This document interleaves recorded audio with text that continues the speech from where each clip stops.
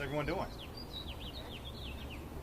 I'm pretty sure this is the last thing you expected a couple of days ago when you were in the park. Can you explain what was going through your mind when you saw this all going down? You know, it was a crazy experience. It was something that I never dreamed that I thought I would see. You know, you see it in movies and TV all the time, but you never think it's going to happen in real life until it does. In that moment, I was in shock. It was 11. It was 11. It was in the middle of the day, not one cloud in the sky, and in a very open field. And it was just the fact that it happened there at that time was just very shocking. And in the moment, you know, I wish I could tell you what I was thinking, but I just knew that someone just needed help. And like I said, I wish I could tell you what I was thinking, but all I could do was just thrust myself over there and make sure and help the victim and make sure that I could comfort her and, you know, be the best person I can be around her. What alerted you to knowing that something was wrong? Did you hear screaming? I heard screaming initially, and that got me on and that, you know, made me a little bit more aware of what was going on, and as I started getting closer to the actual incident, I kind of realized that it was way more aggressive than what, you know, if it was a couple, it was way more aggressive than that, and so I just knew that in that moment I had to go and had to put a stop to it. What did you physically do? How did you intervene? So for me, I'm a football player, so I'm kind of big, and I try not to be too aggressive with individuals, knowing that like I could potentially hurt somebody.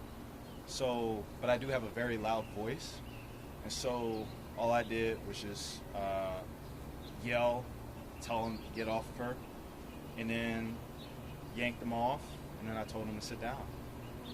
He just sat down and waited, and I told him to wait until the cops come. Did you ever think that you would be in this type of situation ever? Not at all.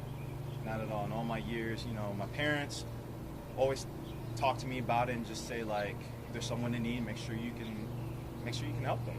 You know, and be the best you can be, and just like, if someone needs your help, go help them.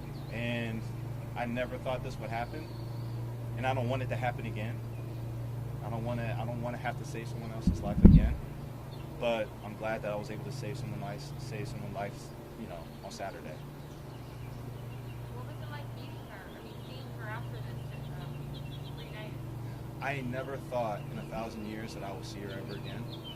And a part of me was a little bit upset that I didn't ask for her name so I can, you know, just know the name. But it was heartwarming to see her, but also gut-wrenching to see how she responded to the trauma and how she's dealing with it. No one should go through that. No one. She has a great support system, and I'm glad that she has that support system. And it was emotional for me. It was emotional for everybody in the room to see her. But as she was talking, she said, seeing each other brings back the day, but it's good to know that, like, see someone that you saved and she can see the person that saved her life. I think that, you know, coming together and having that connection, I think it's, you know, worthwhile. Do you feel like a hero? You know, no, I don't, because there are so many heroes that go unnoticed on a daily basis, and you know, it's just that I'm just doing what anyone else would do in that moment, you know. So. What were you doing at the park? Were you doing training, or were you just taking a nice, easy, good day stroll through the park?